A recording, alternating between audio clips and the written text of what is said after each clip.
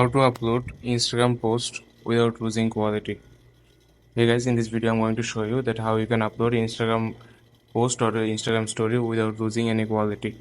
So let's just jump into the video. What you need to do first, you have to go to on Instagram. Okay, after going to Instagram, you have to go to on your profile. After going to on profile, you have to click on this three dot bar icon in the top right corner.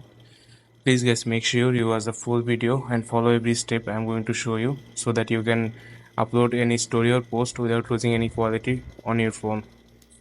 After that, you have to click on search. After clicking on search, you have to type quality. Okay, after typing quality, you can find here a two option, that quiet mode and data uses and media quality. You have to click on the first option right here. Then here you can see the option upload at the highest quality. This option is turned off. You have to click this option turned on like this blue tick. So after that, you have to, if you upload any story or any post on your Instagram, the story will be uploaded in highest quality. So this is how you can upload any story or post on your Instagram without losing any quality. I hope you like this video and find this video helpful. Please leave a like on this video and subscribe my channel for more video like this. Peace.